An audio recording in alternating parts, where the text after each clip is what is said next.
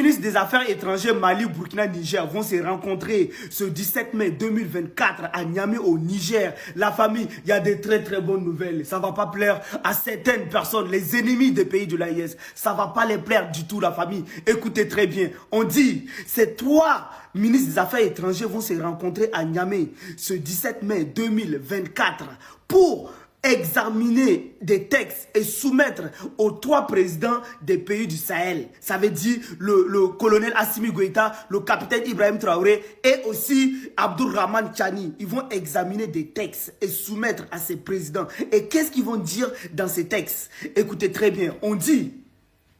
Après cette réunion, il y a les présidents de l'AES, ça veut dire ces 3 présidents, ils vont se rencontrer pour une première fois. Pour une première fois, ces 3 lions, ils vont se rencontrer. Ils vont se rencontrer et maintenant, qu'est-ce qu'ils vont faire ces 3 présidents du Sahel? Ça veut dire en fait, ils vont faire quoi? La première des choses, ils vont faire quoi? L'opérationnalisation de la mise en place de la Confédération des États du Sahel. La famille, c'est de ça qu'il s'agit. Ces 3 présidents, ils vont se mettre ensemble et parler de la confédération des États du Sahel.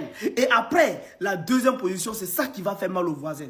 Les enjeux sont tellement énormes que nous devons parler de ça et partager. Qu'est-ce qu'ils vont faire en deuxième position? Ça veut dire, en deuxième position, ils vont parler de la mise en place d'une défense collective et d'assistance mutuelle.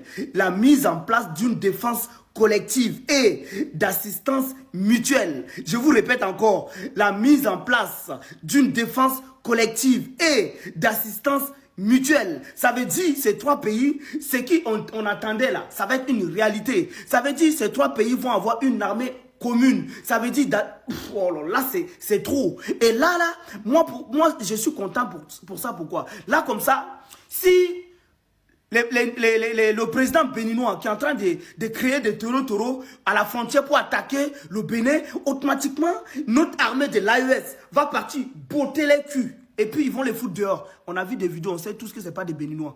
Et maintenant, à côté de la Mauritanie, ceux qui vont vouloir venir envoyer des taureaux là, la défense collective des États du Sahel vont se lever, ils vont partir, ils vont les botter le cul.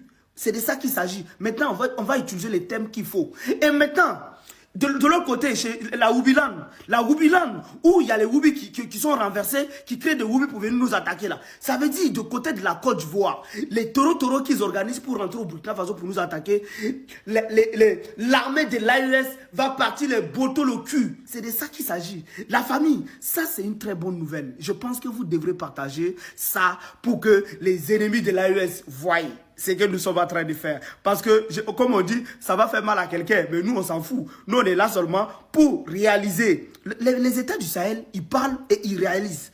Eux, ils ne sont pas là pour parler. Ils parlent et puis ils font. C'est pas comme la CEDEAO qui, depuis la création, qui a dit nous allons créer une armée commune, nous allons faire ci, nous allons faire ça. Depuis longtemps, là, qu'est-ce qui a été fait? Donc, du coup, je pense que la famille, ça a félicité. Dites-moi ce que vous en pensez sur des commentaires, car c'est très important, la famille. Je vous dis, l'AES ou la mort, nous vaincrons ton tenga, ton saka.